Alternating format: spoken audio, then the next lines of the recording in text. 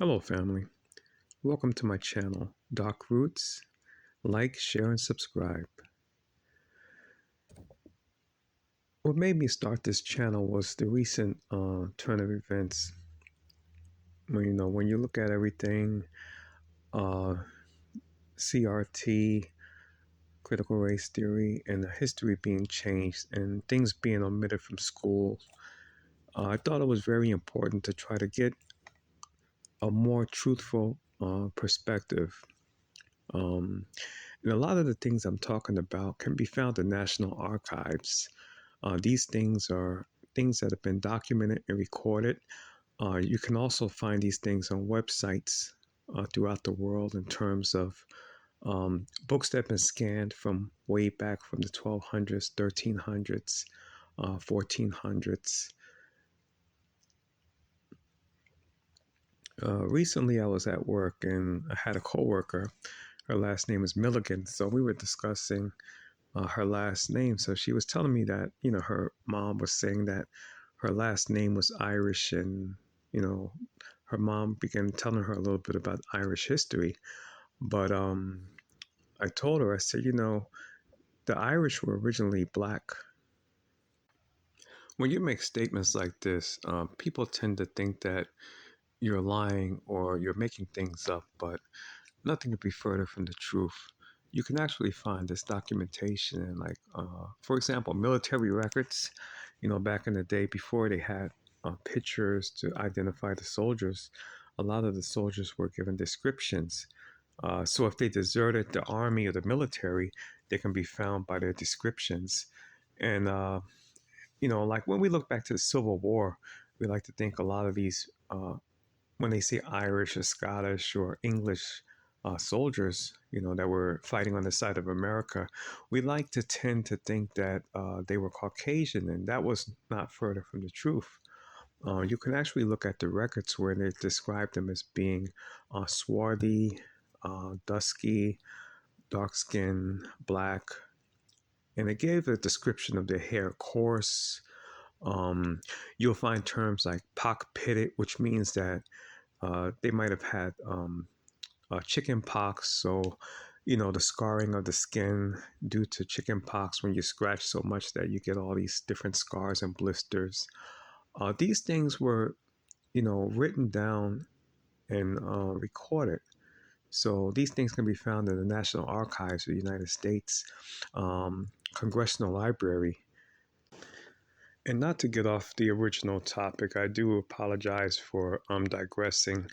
But getting back to my coworker, her name was Milligan. So I explained to her that you can actually go to Ireland and see that they have records of people that were during the wars against England when Oliver Cromwell came in. They actually took people's lands and properties. The original inhabitants of those lands were black, and it was noted in the documentation. Those can be found in England and the UK, and I'll provide a little bit of source for that in the description. But for example, one wealthy family was known as the Haymans family, and they had their property confiscated. They had large tracts of land, cattle, the mansion, and during the wars, a lot of these people were shipped off to the Caribbean. So a lot of the people that are in like Jamaica, Montserrat, the people of Montserrat is a Caribbean island. I think some years ago they had a big volcano eruption. So a lot of people had to evacuate the island, but there are still some people there.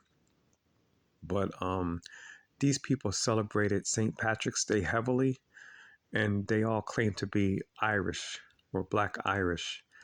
And right nowadays, when people use the term Black Irish, they try to say it means hair color or dark eyes or things of that nature.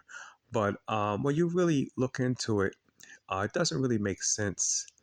You have to really look into the original meanings. You have to look back into books that were written in those times. and they'll describe them as their complexion, like brunette complexion. Today, they use the word brunette for like hair color, but back in those days, brunette meant like a dark skinned person or brown skinned person. It was particularly used for their complexion to explain what their complexion looked like. But getting back to Montserrat in Jamaica, a lot of these people were shipped there as servants. And after they were shipped out and kicked out and had their land confiscated and taken, eventually the Black Irish were forced out of those areas in Europe. And the same was true for Scotland as well and England. They were pushed out, and the Caucasian English were brought in to take their spot. So they actually assumed their names. So, like when you see somebody with the Irish names that are Caucasian, a lot of times those names were taken from the original melanated families that had been shipped to the Caribbean as servants. A decree was made in England that all the Irish that were shipped off to the Caribbean were to be slaves or servants in perpetuity.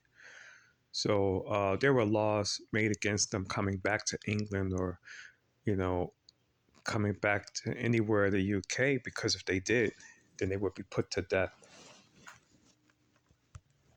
The narrative has always been, for a very long time in the United States, is that, um, when you see people in America, they say African Americans or Black, that they all came from Africa, and that's not necessarily true.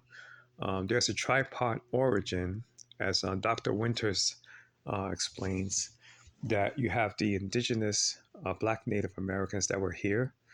You have the Black Europeans, is the ones that I just expounded on, and you also have the Africans. There were Africans that were brought here um, under chattel slavery.